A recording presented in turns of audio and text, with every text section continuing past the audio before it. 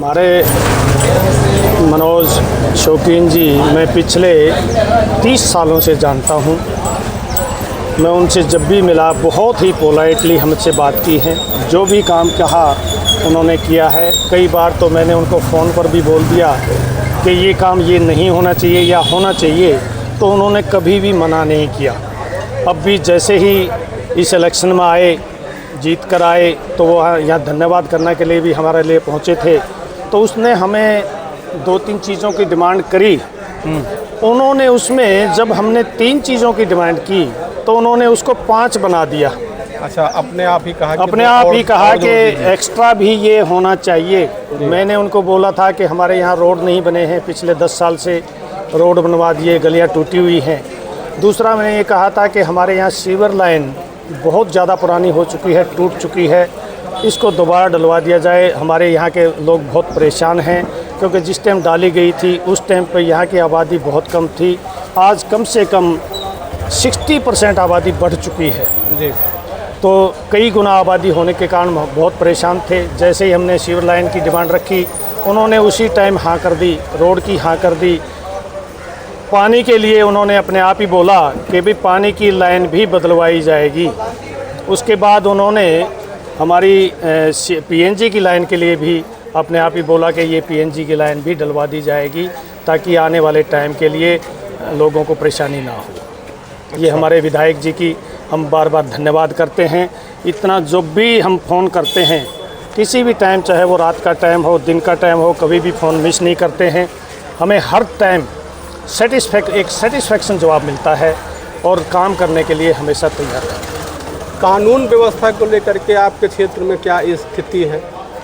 कानून व्यवस्था के लिए हमारे क्षेत्र में जो एसएचओ आया हुआ है उससे मेरी पहली बार मुलाकात हुई। मैंने एक लेटर दिया उनको। हमारे यहाँ 5 स्कूल लगते हैं, रोहतक रोड से लेकर के लास्ट तक रेलवे लाइन तक 5 स्कूल हैं। सभी स्कूलों की मिली जुली एक प्रतिक्रिया थी कि भाई हमारे यहाँ गाड़ियाँ खड़ी होती हैं, यहाँ आवारागर्दी होती है, यहाँ पे कंजस्टेड है। वो कंजस्टेड के लिए तो रैंप हमारे विधायक जी ने हटवा दिया।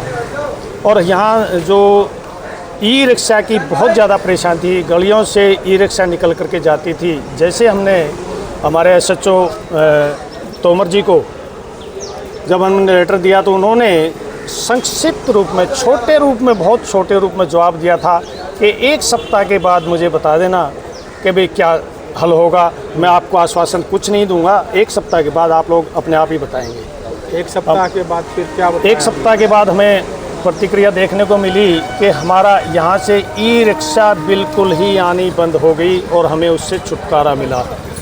दूसरा, रोहतक रोड पे कराड़ी मोड़ पे जो ई रिक्शा का तांडव रहता था उससे छुटकारा मिला। उन्होंने क्या किया कि जो कराड़ी रोड साइड से आने वाली ई रिक्शा थी वो प्रेम नगर फाटक पे, रेलवे फाटक पे ही रुकवा दी। सुबह 8 बजे से शाम 8 बजे तक के लिए उन्होंने उस पर बैन लगा दिया कि ये ई रिक्शा यहाँ नागलोई में नहीं आएंगी।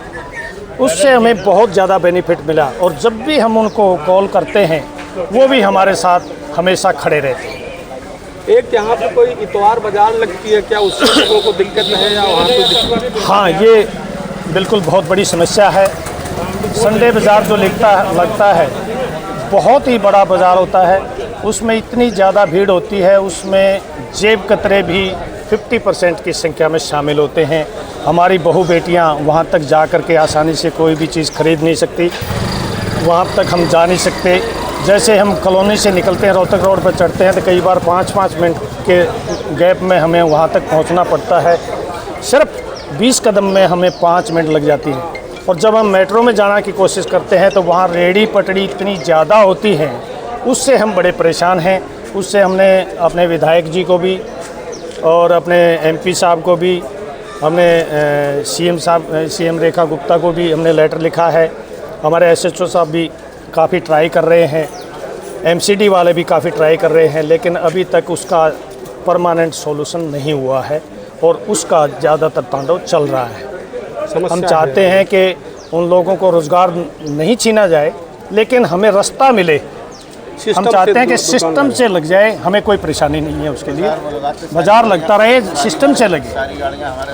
आज एसएचओ साहब और एसडीएम साहब भी यहाँ जो है आने वाले हमने हैं, उनको उनसे क्या विषय मैंने रखेंगे? पर्सनली एसएचओ साहब को पर्सनली जा कर के लेटर दिया था, इनवाइट किया था कि हमारे एमएलए साहब आ रहे हैं, आप भी हमें 11:30 बजे शिरकत करें और पब्लिक की जनसभा की जो आवाज़ है उसको सुने ताकि हम सेटिस्फेक्शन हो सके। दूसरा, हमने एसडीएम साहब को भी मैं कल गया था, वो नहीं मिल पाई थी इत्तेफाक से, लेकिन मैं उनके ऑफिस में लेटर छोड़ के आया था, उनको इनवाइट करके आया हूं। अगर वो भी आएंगी तो बहुत ही अच्छा लगेगा और जन समस्याएं समाधान होने की आशा करते हैं। जब पहले प्रधानमंत्री दिल्ली में शीला दीक्षित जी की कांग्रेस की सरकार थी तो उन्होंने बहुत से आरडब्ल्यूए के माध्यम से भागीदारी का बड़ा अच्छा प्रयास किया था।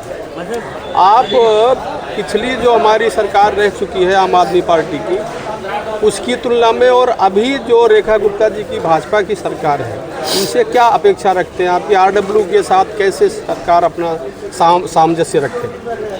पहले शीला दीक्षित की सरकार में काफ़ी अच्छा रहता था, आरडब्ल्यू के साथ काफ़ी टच में रहते थे। यहाँ के विधायक भी और यहाँ के काउंसलर भी उनके टच में रहते थे। जैसे ही हमारी आम आदमी पार्टी की सरकार आई, उस टाइम पे वो कम्युनिकेशन ख़त्म हो चुका था। हमें नहीं पता वो किस तरह से काम करते थे, किस तरह से नहीं करते थे। उनके टाइम की मुझे तो ये पता है कि जब मैंने एक बार विधायक जी को एमएलए आम आदमी पार्टी एमएलए को यहाँ धर्मशाला में बुलवाया जी, मैंने उनसे पूछा कि हमारे यहाँ 10 साल से कोई गलियाँ नहीं बनी हैं, तो उन्होंने अपने सिस्टम में देख करके बताया कि पिछले 10 साल में 2 बार गलियाँ बन चुकी हैं। अच्छा। अब मुझे नहीं पता वो किस हिसाब से कह रहे थे कि भाई 10 साल में 2 बार गलियाँ बन चुकी हैं। तो ये सिस्टम था, जबकि हमारे यहाँ ज़मीन पर कोई रोड़ा नहीं लगा था और हमारे साथ कोई कम्युनिकेशन नहीं रहता था। अच्छा। और आज हम जब से बीजेपी सरकार आई है, हम नहीं जाते बल्कि सरकार हमारे पास आती है। सरकार अभी मनोज जी का बार अभी एक दिन मैं कुछ काम करवा रहा था धर्मशाला में, तो मनोज जी का कॉल आया, भाई साहब आपसे मिलना है, आप एक बार आ जाइए, कुछ चीज़ें आपसे डिसाइड करनी है। मैं जैसे ही वहाँ पे पहुँचा, हमारे सारे अधिकारीगण वहाँ पे आए हुए थे। अधिकारियों को मेरे साथ बिठा करके ये बताया गया कि आपके जो काम होने हैं, सीवर का, पानी का, रोड का, पीएनजी का, सारे अधिकारी वहाँ बुला करके मेरे पास उन्होंने यहाँ तक कि बोल दिया सर अधिकारियों को कि भाई जो आपको धनखड़ साहब जो कहेंगे, जिस तरह से कहेंगे वो काम कंप्लीट करना है, इससे बड़ी बात नहीं हो सकती। जबकि अधिकारी को एमएलए ऑर्डर देता है कि भाई आप लोगों ने इस तरह से काम करना है, लेकिन उन्होंने ये बोल दिया गया था कि जैसे ये कहेंगे वो काम और उसी टाइम पे करना होगा। तो इसलिए हम अपने एमएलए जी का बार बार धन्यवाद भी इसलिए करते हैं कि वो हमेशा हमारे साथ खड़े रहते हैं। तो अभी ये थे हमारे आरडब्ल्यूए के प्रधान कविता कॉलोनी के वेदपाल धनखड़ साहब, जिन्होंने आपसे विधायक जी के विषय में विस्तार से बताया, दिल्ली सरकार के बारे में विस्तार से बताया। और प्रधान जी, एक चीज़ जो है, मोदी सरकार बहुत ज़ोर शोर से अभियान चलाने जा रही है, स्वदेशी वस्तुओं का इस्तेमाल करना, अपने देश की बनी हुई चीज़ों का इस्तेमाल करना। उनके इस प्रयास को आप किस रूप में देखते हैं और आप अपने क्षेत्र में इसमें क्या सहयोग दे सकते हैं इस अभियान के लिए? इस चीज़ के लिए हम